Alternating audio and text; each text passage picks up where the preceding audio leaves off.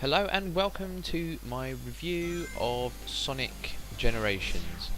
Now I'm a massive Sonic fan. I've played Sonic. It's one of the first games I've ever played when I was about, I don't know, 5 or 6. I played on Sonic, and I've seen so many iterations over the years. I've been waiting, probably I don't know how long now for a really good Sonic game. I'd say my last Sonic game I really liked was probably, I'd say, Sonic Adventure 2, and that was what was it, 2002 or something like that. And on the Dreamcast, I've actually still got it. I've got it on the Dreamcast back home, and yeah, I'm just a massive Sonic fan. I don't know what it is about the little blue guy. He's the man. I don't know what it is. A lot of people are Mario fans. I can understand Mario. I really like Mario as well, but they've had just get a good game after good game, and us, Sonic people, we need something to talk about as well. And I think maybe that's here with Generations. I am enjoying it. It's different. You haven't got that 3D-ness that you had. Well, you have. You got the 3D-ness of Sonic Adventure, and the sort of like 2D style of the original games, and they they work quite well together. You sort of switch between the two quite often, I find. It can be a little bit confusing as to what you're doing. Sometimes you do just feel like a passenger on this epic sort of run that he goes on. He's zooming around all over the place, but yeah, I'm not that good at Sonic. I think I die once here in this review, and I don't know. I feel like sometimes I'm not in as much control. Like Sonic Adventure 1 and 2. I love those games, but quite often the bits where you're flying along as Sonic, you're not in that much control. There is a margin for error, but I think nowadays the old 2D Sonic, where you're just side scrolling, is much harder. Like this style that I'm playing right now in the video is it's not that difficult. You sort of got a lot of time. The only way you're going to die is if you run out of coins, probably. I mean, you hardly fall off here, I don't think. And it's just a bit easier, I think. And it's giving you all these prompts on the screen, whether to jump or not. That's something new as well. Sort of these prompts to tell you when there's danger or which direction you should be going, which I don't do very well in the 2D bit. In a minute, I have a bit of a fail there. But not gonna lie, when I picked this up, I was a bit dubious. I got it cheaply, fairly cheaply, 16 quid when it first came out. I imagine you can get it really cheap now on Amazon or eBay, and it's definitely worth a look if you're into Sonic. And if you've never played a Sonic game before, which I can't imagine you've never played a Sonic game before. There I am falling off a cracking bridge or whatever that is. If you've never played a Sonic game before, then pick it up. It's a laugh, It's probably something that you won't. I've come back to it. You see, I'm not starting on the first stage. I'm playing the third level now, which is Sky Sanctuary. I think that's the third level, and I had quite a good run there, just straight through. Made a few mistakes. I think I have very many coins. I know some people just go around and get every single little bit, but I'm not one of those people. I just quite like to get to the end. I've got a trophy there as well, which is nice. So it's definitely worth a look. I mean, the graphics are Sonic-y. And the pace is back. That rapid side-scrolling pace that there used to be in the original games, and which perhaps lacked a bit in Adventure and Adventure 2. But what I personally really like is, because I'm on PlayStation at the moment, I'd love to see Sonic Adventure 1 and 2 come back onto the PlayStation, maybe with trophy support, because I think that would be brilliant. And I think I saved Knuckles at the end of this, but I cut it out of the video. I'm really sorry.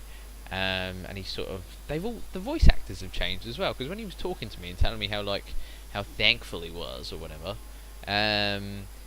he was just sort of he sounded really weird.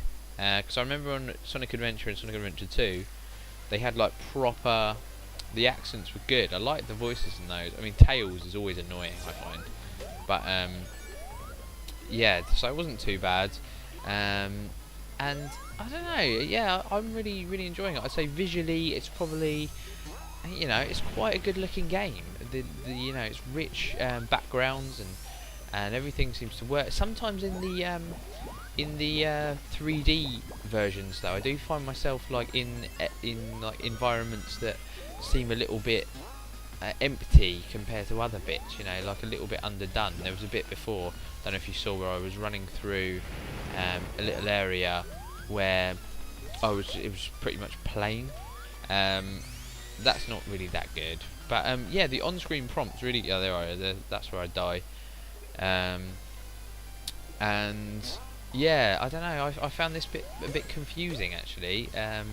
Just compared to old Sonic games, it didn't really, because it's not completely side-scrolling. It's sort of like a bit all over the place, and I found that just a little bit tricky, being like a bit of an old-school Sonic person. But that's preferences, and I don't know. I haven't got that far in this game yet, as you can probably tell. But I really liked in Sonic Adventure. I like this bit here. I managed to line all three up really nicely. I like that. That's a nice touch, I think. Sort of like giving you, a chance to time things correctly, in different ways. Here I make a complete mistake, and I think I've gone up or something like that, but I realise I'm at a dead end.